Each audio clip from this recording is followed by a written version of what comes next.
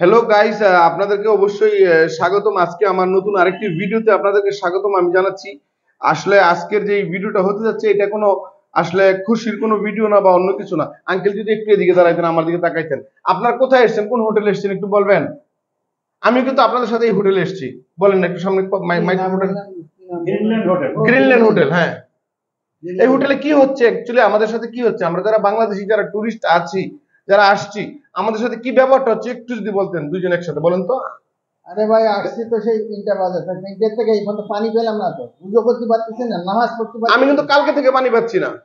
এরা প্রতিনিয়তই কিন্তু আমাদের সাথে এই ব্যাপারটা করে যাচ্ছে। আসলে এই ব্যাপারটা কি আপনারা কিছু বলছেন না, না আমাদের কোনো অন্য আমি কোনো এখনো সমস্যা? টেলিফোন করছি, বলছে অবশ্যই বলছি, কিন্তু ওরা আমাদের কথা পাত্তাই দেয় না। আমাদের সামনে থেকে ওরা সরে যায়, সরে যাচ্ছে প্রতিনিয়ত, হ্যাঁ। সামনে এসে বসে না। যে উপরে বসে থাকলাম, নিচে বললাম আমি আরেকটা রুমে আরেকটা রুমে পানি ছিল, ওই রুমের পরে বাথরুমে আমি গেছি আমার রুম রেখে। তারা বলতে পানি আসবে কোন খবর নেই। এই ভদ্রলোক অ্যাটলিস্ট নামাজ পড়বে, অজুর পানি তার দরকার, সেটাও সে পাচ্ছে না। আমার কথা না, আমি বাদই দিলাম।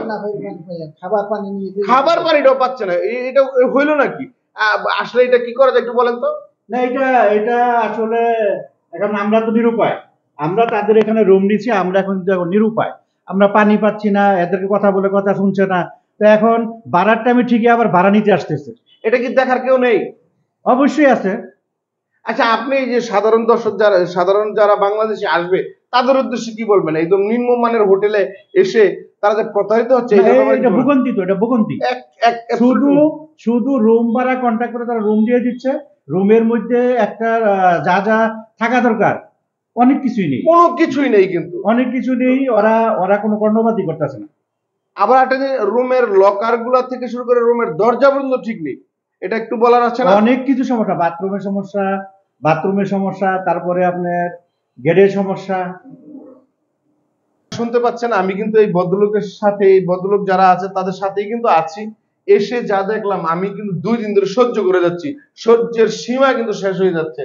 আমি তাদের সাথে এসে আমি যা দেখলাম, আমি চাইনি কিন্তু এই ভিডিওটা তৈরি করব, কিন্তু এখন আমাকে এই ভিডিওটা তৈরি না করলে হচ্ছে না। তারা সবসময় পালিয়ে বেড়াচ্ছে, টাকাটার সময় ঠিকই কিন্তু চলে আসতেছে যে টাকা নিতে হবে। আপনারা আসলে কখনো এই ধরনের ভুল করবেন না, আমি নিচে তাদেরকে ধরবো। ধন্যবাদ।